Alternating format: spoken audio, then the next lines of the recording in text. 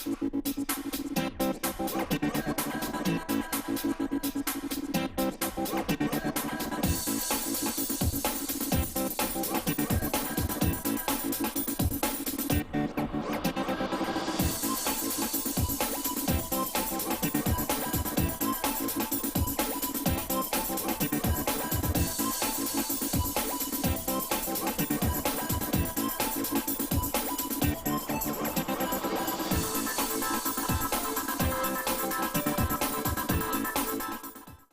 afternoon or good evening kung kailan nyo mapapanood yung video na to. I will be your teacher. I'm Teacher Irene Marasigan. I will be your teacher in your Media and Information Literacy subject. So, kumusta kayo? I hope okay lang kayo and safe. So, we have our new learning platform. So, lahat bago sa atin to. So, I'm hoping that you will be able to understand our lesson for our session 1 and for our week 1 in MIL. Kahit hindi tayo face-to-face, so the main objective of this goal is para mabigyan ko kayo ng supplementary learning and supplementary resource para in case meron kayo hindi masyado maintindihan sa module, you can always go back to this video. Okay? So, again, I'm Teacher Irene and welcome to Media and Information Literacy. This is one of the core subjects of grade 12. So, I will be using mainly this book, Perspective in Media and Information Literacy, by Sonia B. Saigako, Dr. Sonia B. Saigako. So, primarily, lahat nung i-discuss ko sa inyo all throughout our lesson for one semester will be coming from this book. And of course, I will be getting also some resources from the internet or from other books. But I will be acknowledging them. I will be telling you all the resources that I get. So, you'll be able to also download them kung available. Okay, so we'll be discussing Chapter 1, Introduction to Media and Information Literacy. For Chapter 1, it includes media literacy, information literacy, and technology literacy. Okay? So, for the learning competencies, Session 1 lang to, siguro this topic will entail at least 2 to 3 videos. So this will be the part 1 of that video. For the learning competencies, covering all the videos, for number 1, the learner describes how communication is affected by media and information. So we will learn na do you really believe or do we really believe that our communication is affected by media and information? Number 2, the learner identifies the similarities and differences of media literacy information, literacy, and technology literacy. So what are the concepts, what are the different concepts encompassing all those 3 concepts? Ano yung differences nila? Ano yung similarities nila? I think that will be in my video number 2. That is not included in this video. And number 3, learner editorializes the value of being a media and information literate individual. That is very important, especially nowadays that really technology, we are at mercy of technology. So lahat nakaasa tayo sa technology. Especially you guys. Unlike before sa amin, nung time namin, wala pa masyadong, although may internet na nun, pero hindi nakakarating sa aming probinsya dito. I don't have internet access. Ang access lang namin is the books in the library, and of course, we get the information solely from our teachers, from our parents, and from the televisions that we watch. Wala pang cable noon, so limited ang ang TV noon. So parang 4 channels lang or 5 channels. So ngayon, you are loaded with information. So there's information load, di ba? Loaded kayo na information. So you really have to be literate because not everything that you read in the internet is legit, di ba? Okay. Next, we have number 4. The learner shares to class media habits, lifestyle, and preferences. So, matanong ko nga kayo, sa sarili ninyo. Lalo na ngayon, nag-ECQ during the pandemic. Nung ECQ, ilang hours ang ginugugol nyo in browsing your FB or any social media. Ako, I think, pagkagising ko pa lang sa umaga, the first thing I do is to check my messages in my GC, in Messenger. Kasi, because of work. So, yon. So, we try to share our media habits, lifestyles, and preferences. Ano bang preference ninyo? Okay? So, those are the 4 learning competencies that will cover my topic for Chapter 1. And Chapter 1, I believe, will cover at least 3 videos. This will be the first video. Okay? So, for now, I will be asking you, or I will be showing you a video clip, 15 mind-blowing tricks advertisers use to manipulate photos. So I will be showing it to you, and I want you to reflect on the video. Just tingnan ninyo kung ano yung, how is it related to our topic for today. Okay? So please watch the video.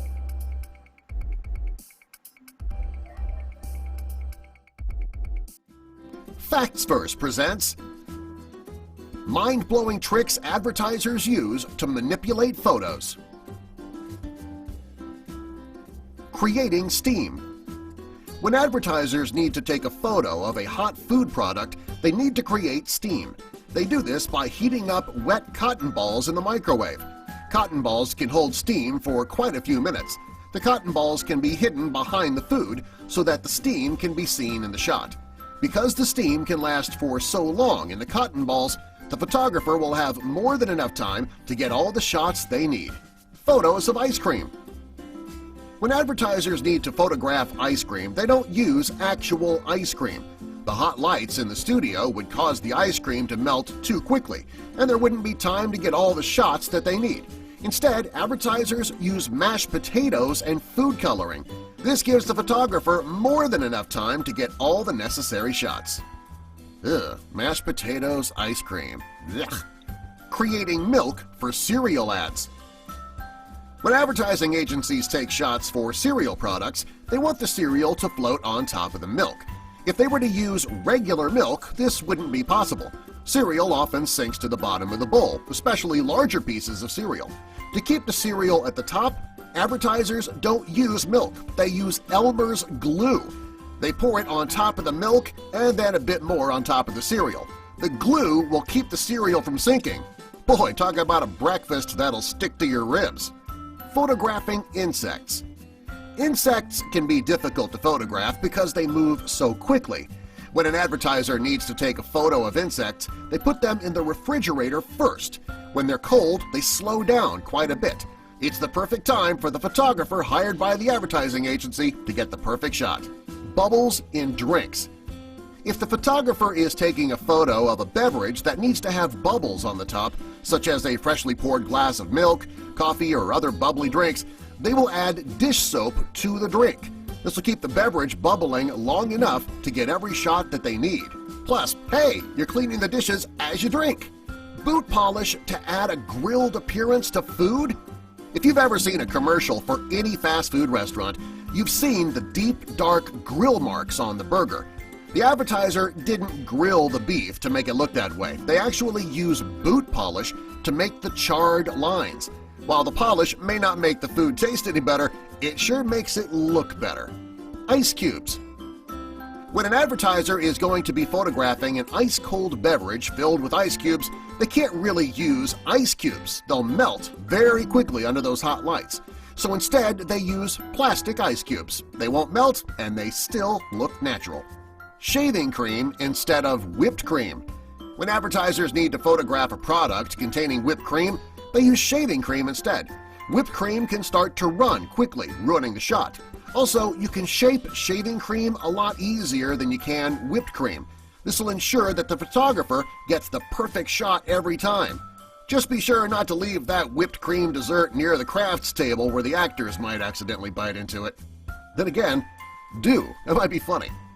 Spray deodorant to shine fruit.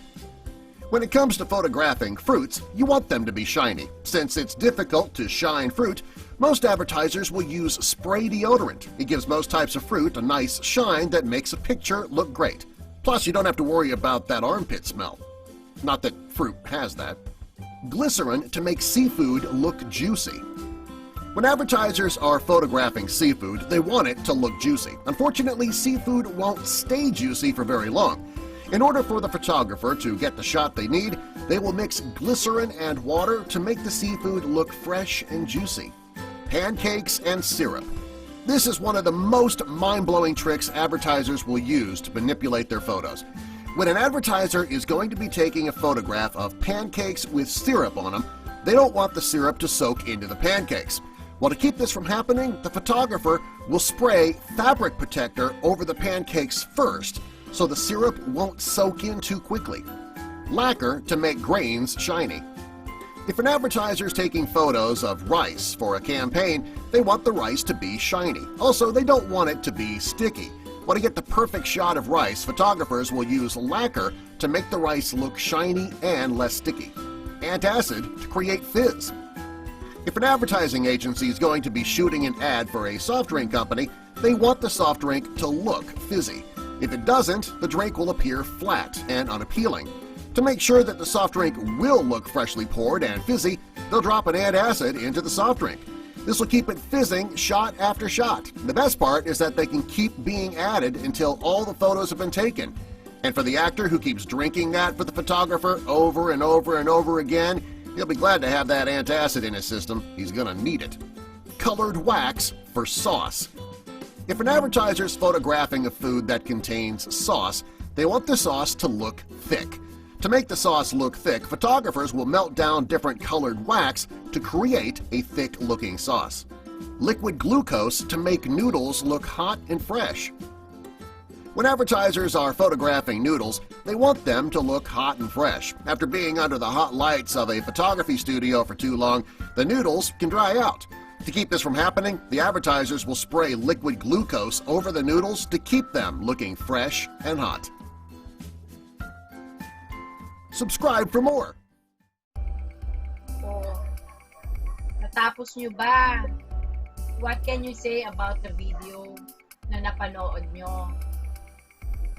Meron ba kayong natutunan? Meron ba kayong na-realize? So, di ba, nakita ninyo, ganun pala. So, yung mga nakikita natin sa advertisement, sa ads, especially sa TV or sa print ad, so gumagamit pala sila ng mga enhancement to make the pictures vivid. Especially sa food, di ba? Marami sila. Imagine gumamit ng glue, di ba? So, marami. So, hindi pala lahat ng nakikita natin sa media, sa social media, or sa TV, totoo. I mean, no.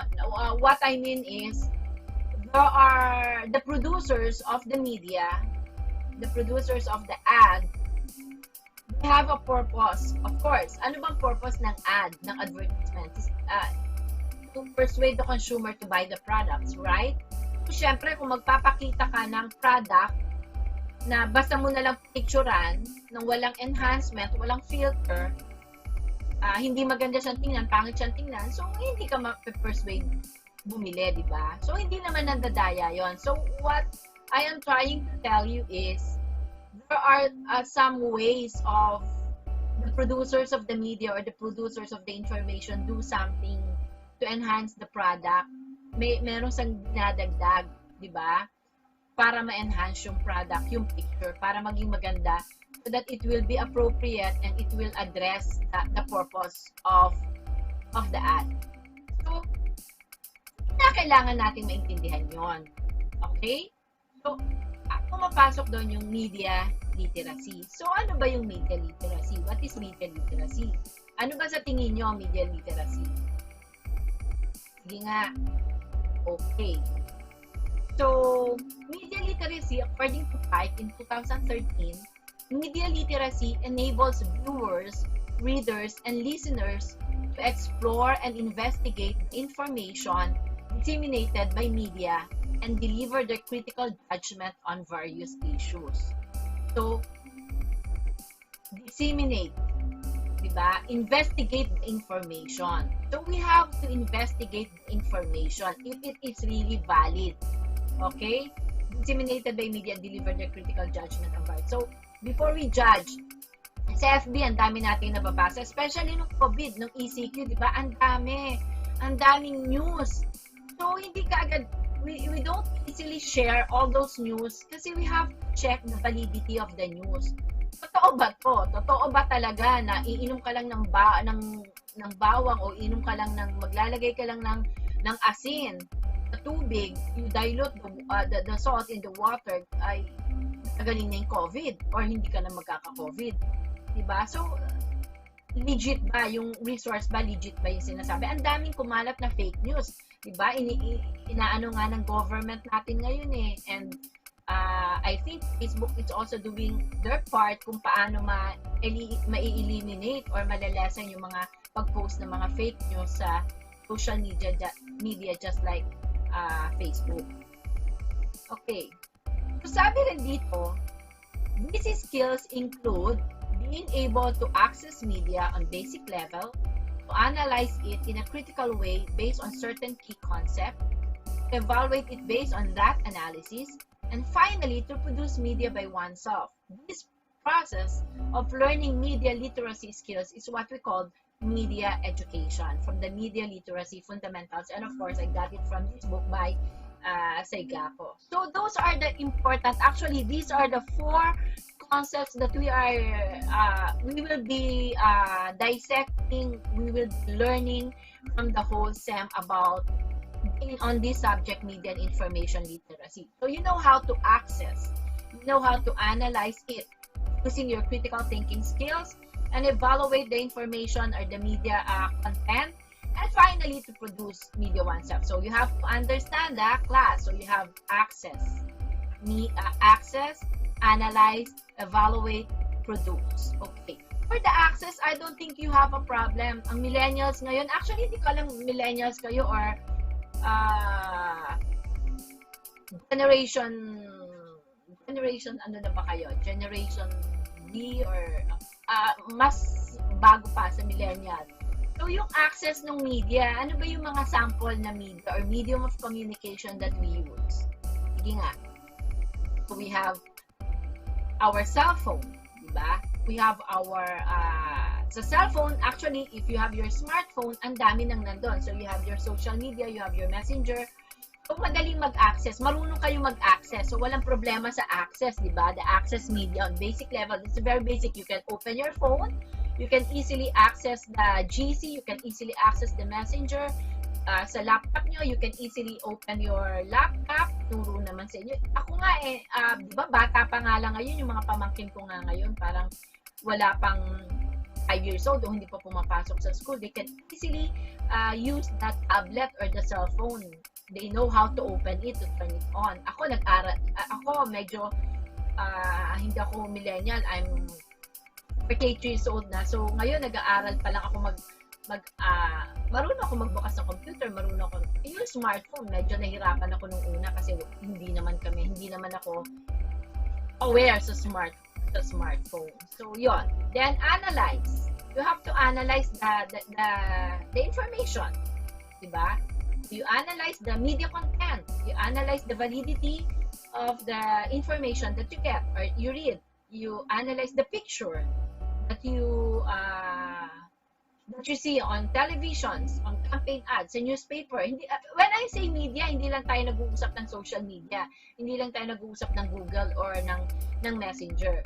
When we say media, this is any medium of communication. We can talk.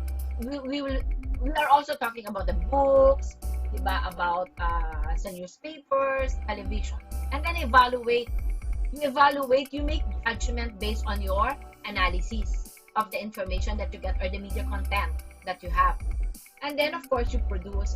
In MIL, I usually ask my students to make an output or produce an output that will be the capstone of the culminating activity for the subject. So you'll be able to produce a vlog or something. Let's talk about it, or I'll brainstorm about it, o yung magiging madali para sa inyo. But you will be able to apply all the concepts, important concepts that you have learned in MIL. So those are the 4 concepts. So you have the, iisa-isahin naman natin yan in our succeeding lesson. So you have the access, you have analyze, you have evaluate, and you have to produce. Okay. For our next slide, so again, media literacy. Media literacy, it explores narrations in books, podcasts, magazines, cable, sports, networks, radio shows, parody news, and cartoons. Media messages influence the way people view and how it is being projected in real life.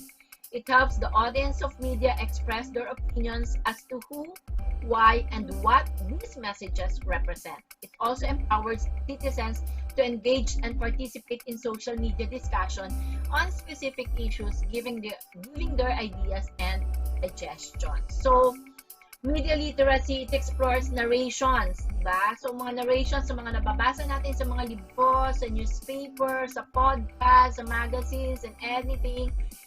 And this is the important thing, and we will always remember. Excuse me. Media messages influence the way people view. It influences us. We will be discussing it later one by one. Naniniwala ba kayo that the media messages or anything, the information that we get from any type of channel of communication influences the way we think? Ako, I'm reading the book David and Goliath right now. I think it is written by Malcolm Gladwell, and it says there, nabigla ako eh. So, yung David and Goliath kasi, yung book, it's all about yung negative nagiging positive. It's all about underdogs. Ibig sabihin, sabi ng book, it doesn't mean that you are on the disadvantage, hindi ka magiging successful. Basta maraming story kaya nga David and Goliath. If you are familiar with the story David and Goliath in the Bible, diba? Goliath is a very a very strong, huge person, a Bible character. It is a real story in the Bible. And then sabi niya, diba, sinong gustong lumaban sa akin, walang gustong lumaban sa kanya. Except for David. Ito si David na pag aliit-liit, walang hinahamon ni Goliath lahat. Sige, sinong gustong lumaban sa akin, makipagbuno sa akin. Wala. Si David ang lumapit, maliit. Sabi niya, ako ang lalaban. Tumawa pa nga si Goliath. Ikaw ang lalaban sa akin? Kaya mo akong can you kill me? Kaya mo kung patayin ang liit si David. Well, to end the story short, alam niyo nanalo si Goliath. Si David. At sobrang liit niya. So, that is the purpose of the book. And the book, David and Goliath, changes the way I think. Okay? So, parang, hindi naman lahat ng nasa disadvantage ay wala na. Example, hindi naman ibig sabihin na mayaman ka at you are in a good school, it will follow that you will be successful. Hindi naman ibig sabihin na nag-aaral ka sa isang eskwelahan na maliit lamang at ikaw ay nasa underprivileged, it doesn't mean na hindi ka magiging successful. It doesn't work like that. Sabi ng book. It influences the way we think. Okay? So, and what else? So, it helps the audience of media expresses their opinions as to who, why, and what these messages represent. At tandaan niyo, class, in anything, if you watch a movie, may mga tao behind that. Okay? May producer.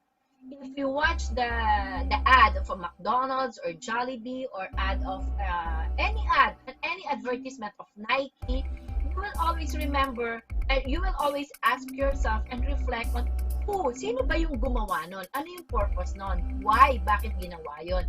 And what? Ano yung message na nire-represent? Tatandaan nyo, example ko ad. Kasi yung ad ang pinanood ko sa inyo kanina is all about advertisement. Diba? So, yung mga producer nun, bakit nila nilalabas nun? Bakit sila gumamit ng mga enhancement to make the picture very vivid and very aya-aya sa mata ng mga tao? Why? Bakit nila ginagawa yun? Because the purpose of the ad is to persuade people to buy the product, to persuade the consumer to buy the product. So, ano yung message nila? So, yun lagi ang titingnan ninyo. Yung purpose. Who, why, and what. Okay? So, yan. And of course, media literacy empowers citizens to engage and participate in social media discussion on specific issues. Napakaswerte nyo nga eh. Diba? Noong panahon namin, dito sa Candelaria, wala akong access sa internet. Book lang. And when you are reading a book, of course, you cannot ask or you cannot talk to the author. Pero ako, I become engaged in reading the book. I annotate. I write notes on the side of the book. But the communication is one way. Pero ngayon, yung social media or yung media natin ngayon, it empowers citizens to participate in social issues, di ba? You can chat, di ba? You can express your feelings in social media. Kalimitan nga pag nagagalit kayo, nagpo-post kayo ng mga messages o ng kahit ng emoticon sa FB, nagalit kayo, di ba? You can even react, di ba? You can even react. Twitter, you can say whatever you want, you can express whatever you want, but here's the thing, di ba?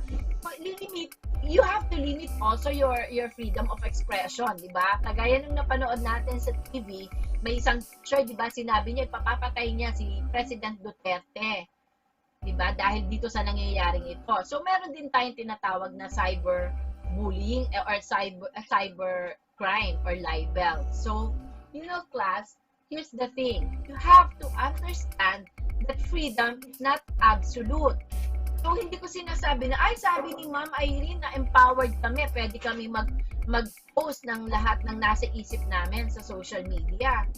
I am not telling that to you. I am just telling you that you can. Yeah, you can do it. You are empowered right now.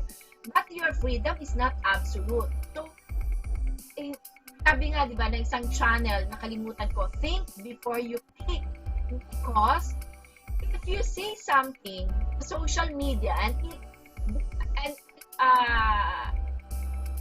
downgrades people, diba? You can be liable for libel or for cyberbullying. So, meron din tayong akmang responsibilities in all that we do.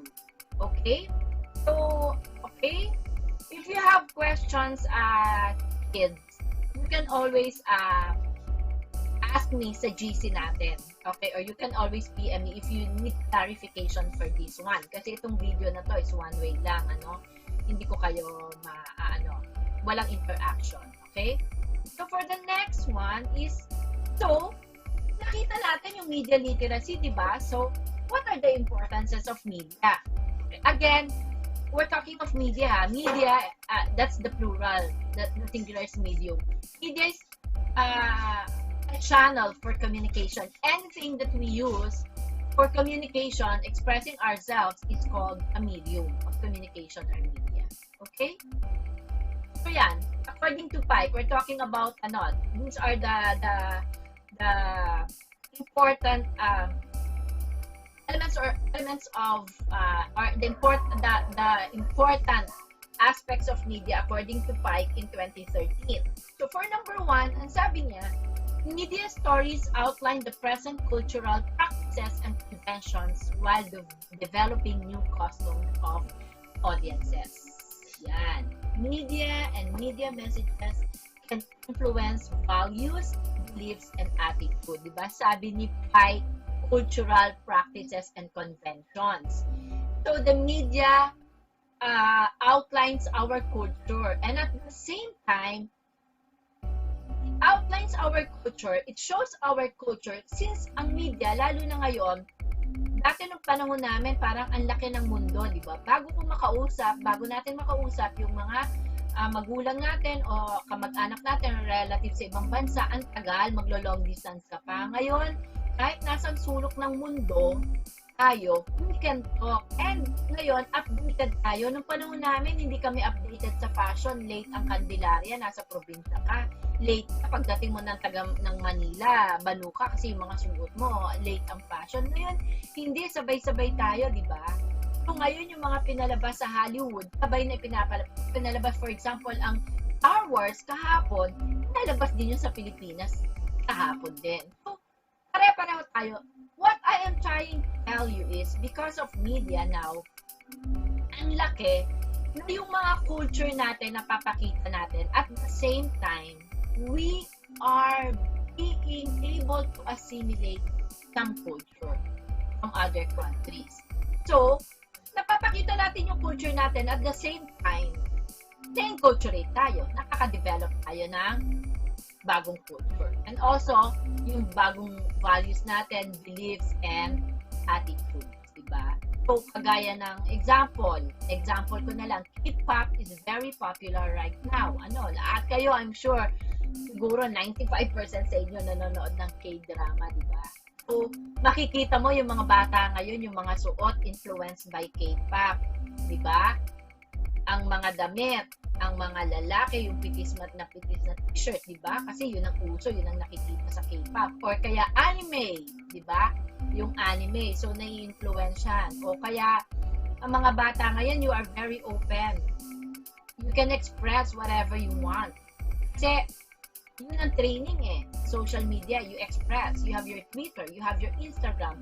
Okay, kakain ka, mamaya pipicture, di ba? Ipapakita sa FB or yung, sa profile yung kinain, di ba? So, ang dali mong ma-share, di ba? O kumain ka, pag Pasko, di ba? Ito, maganda, pag Pasko ako, lagi ako nagpo-post ng ganito. Pag Pasko, you have our Misa de Gallo and we have our puto bumbong. So I'll post that. I'll take picture of the puto bumbong and how, sometimes a video of how it is made. And then ipopost ko. And then all my friends from the United States o sa ibang bansa, wow, ang sarap naman. Ang ganda, ang sarap talaga dyan ng Christmas, pag Christmas na. So, I try to tell to the world that this is the culture of the Philippines during Christmas season, diba? So, yun yung mga ganon. So, we share. And then, ayun naman, biglang, oops, ako naman makakakita ng, ay, nag-post ng ganito, o makakakita ka sa YouTube, o napanood ko yung chef, sino nga doon, si boss, si Buddy. Ay, ang sarap ng ginawa niyang, shrimp pasta, o western shrimp pasta. So, ginawa ko naman. You know what I mean? So, I was able to cook a western thing, di ba? So, na nagiging part na nung buhay namin mag-anak kasi nagustuhan din ng asawa ko. So, para magiging part na nung menu namin. So, that's an example. Okay? So, the media messages can really influence our values, beliefs, and attitude. Yan ang nakakatakot. Sana. So, kaya meron dapat tayong MIL, Media and Information Literacy. So, you have to be really literate because may overload ng information. Hindi pa pwedeng kids, lahat ng nakikita ninyo or lahat ng nakikita ninyo, napapanood ninyo or nababasa ninyo, i-inculturate na, kukunin nyo yung yon, diba? Even though it will be at your disadvantage or it will make you, instead of improving you, it will make you worse, diba? So, yun yung purpose ng ating MIL. So, that's number 1.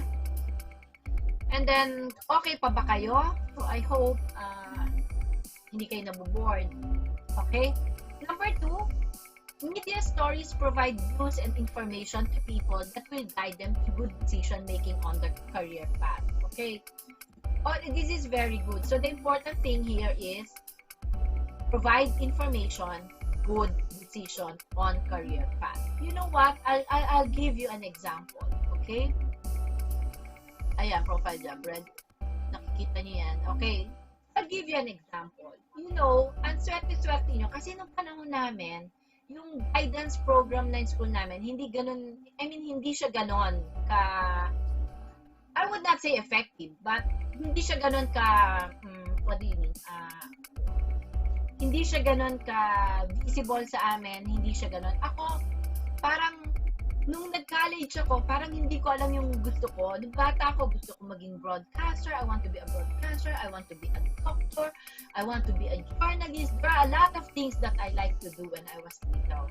Pero nung nasa 4th year high school na ako, wala namang kaming wala kaming career talk, wala kaming ang meron lang kami yung NCEE, wala kaming NKN na meron kayo. So, wala kaming media. Hindi naman tinatakal sa TV na eto na yung mga magagandang trabaho, bla bla bla. Yung kasi lahat nakikita nyo, may career talks kayo, napaka-effective ng guidance program ng mga schools ngayon. Makikita nyo sa social media, sa Twitter, sa FB, anong kukunin mo na kapag ganitong gusto mo, kapag UMS ka, anong pwede mo makuha course. Ang daming nagsasabi, makikita mo ngayon sa news, makikita mo sa TV, makikita mo sa social media, ano yung in-demand ng mga trabaho. Diba? Ang daming information that will guide you to identify or determine your career path. Yan. Diba? And also, pero, there's always a bad, diba? There's always a disadvantage kasi nga, ulit-ulit ko sinasabi, may overload ng information. Pero, ingat din kayo. So, you have to be literate also in using your FB and your FB account in posting pictures or in posting messages in your FB account. Kasi, your FB account can also be used by personnel or HR, human resources management department, para ma-check kung anong klaseng tao kayo. Ako nga, mag-stalk ka lang ng isang estudyante, alam ko ng mga hiling niya di ba? Masasabi mo, di ba? You can create your own character sketch of a person upon browsing sa posting or sa messages, social media ng taong yon. So, dito sinasabi, di ba, yan, Facebook profile, that's very important.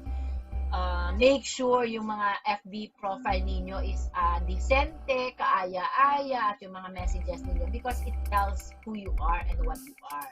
Okay, so sabi dito, you have to delete party photos, delete inappropriate cover photos, delete status updates, update friends list, and other things. So these are just tips for being media literate. Okay? Next is importance of media again for according to Pike in 2013 is media stories bring people into places, providing a better perspective and the way others think. You know what? Pag nagbabrowse ako sa TV, manood ka na lang sa Metro Channel. Nanonood ako ng Metro Channel, ng ECQ. Ang dami kong pinanood sa Metro Channel kasi ang usually pinanonood ko doon David Saldran, the executive class, or marami. Kasi feature nila lagi yung Italian cuisine at saka ang Italy. So, ang sarap manood kasi parang nakapunta ka na doon. Yung mga media stories, media content like that, di ba? Parang ang dami mo nang nalaman about Italy. So, when you talk to someone at nakarating siya ng Italy, at hindi ka nakarating ng Italy, you'll be able to relate to the stories of that person. You'll be able to tell something about Italy because you have watched it. You have watched media stories about Italy, diba?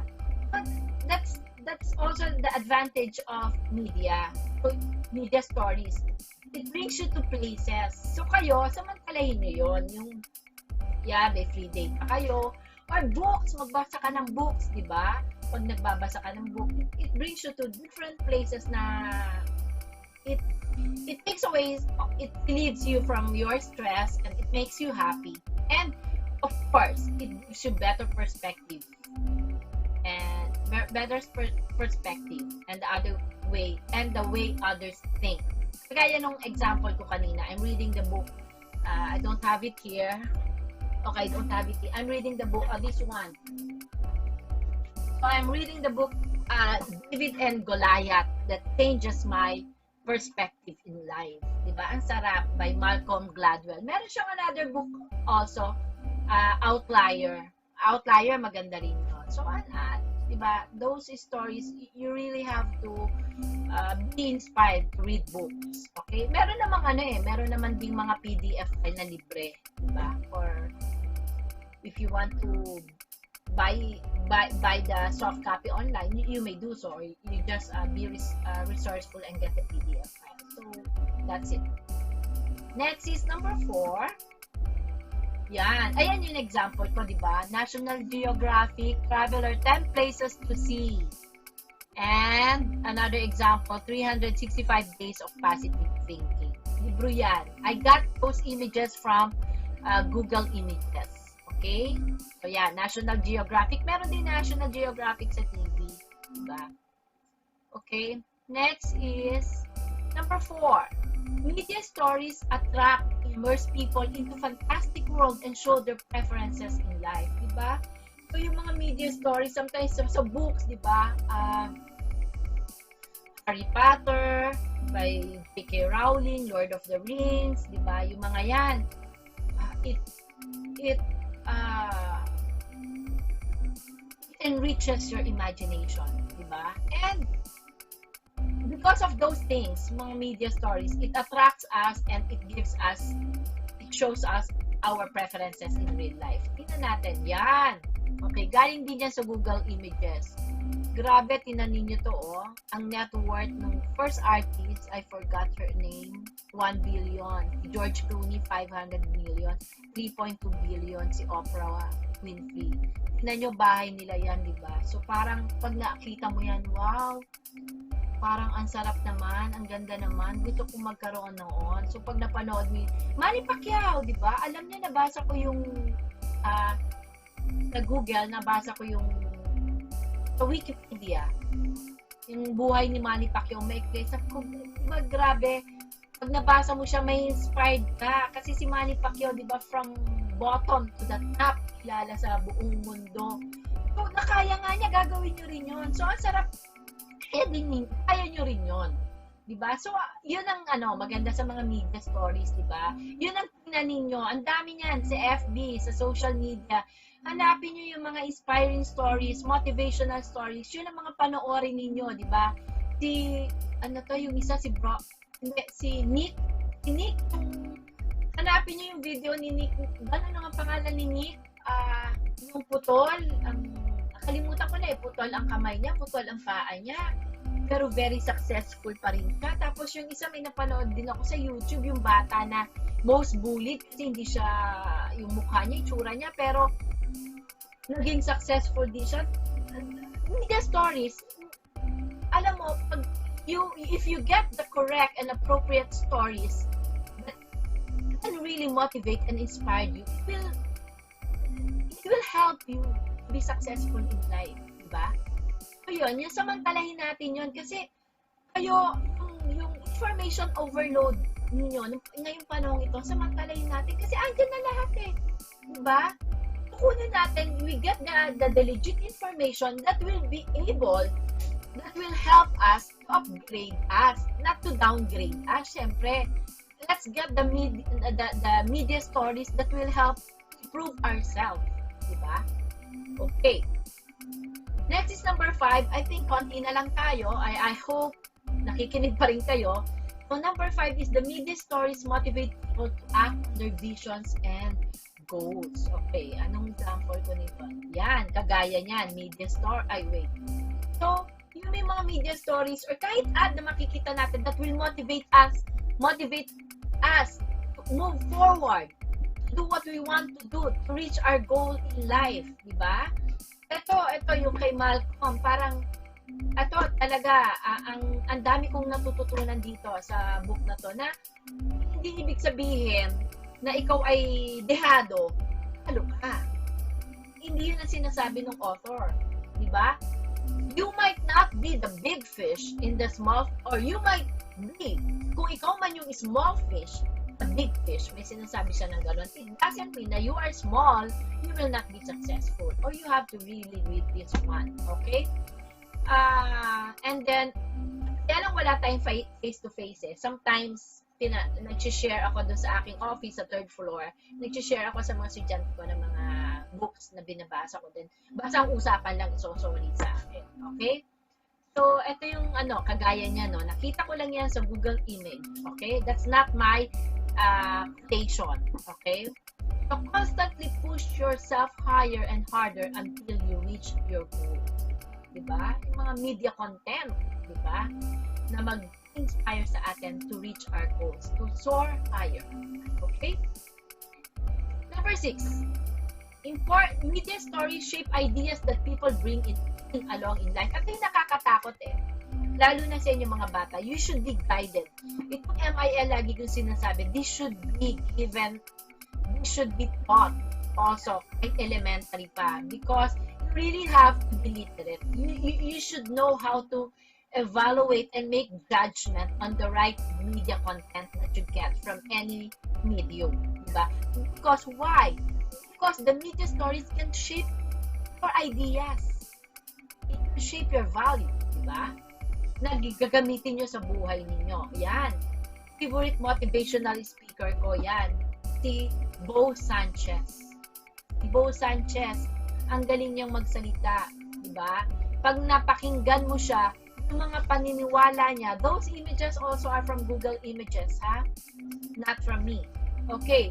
Lahat ng mga paniniwala niya, you will accept it also. Diba? Ang galing niyang magsalita, ang galing niya. He is very inspiring. Diba? Okay, like Bo Sanchez. If you want, you can check your YouTube and check Bo Sanchez. You can watch kahit isang YouTube or video lang niya sa YouTube. Yan. Para malaman nyo, maintindihan nyo yung sinasabi ko. Okay? Ayan. So, those are the 6 concepts or importance of media according to Pi in 2013 from this book. So, tapos na tayo sa session 1 natin. I hope hindi kayo natulog ng pakikinig sa akin. So, I'll be giving you a task. Okay? For this session. If you have questions, you can always PM me or send your questions via our GC. Okay.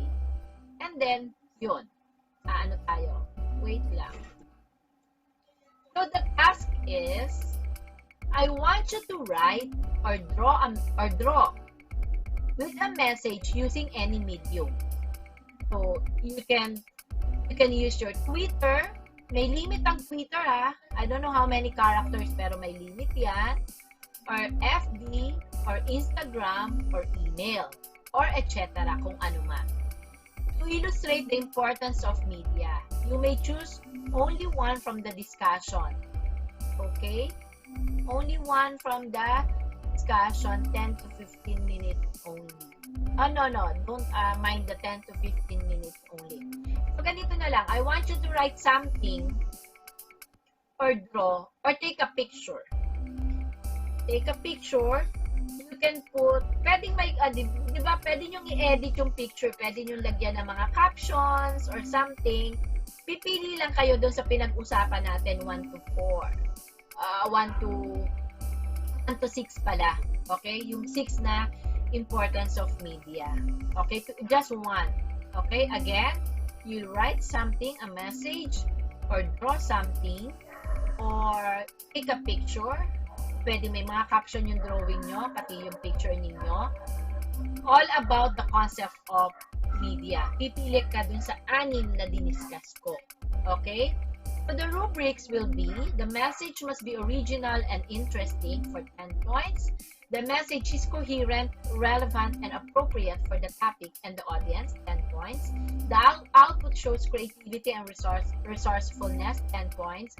The message is grammatically correct and is not vulgar nor explicit, for 10 points, for a total of 40 points. Again, huwag niyong kokopyahin word by word yung diniscuss ko.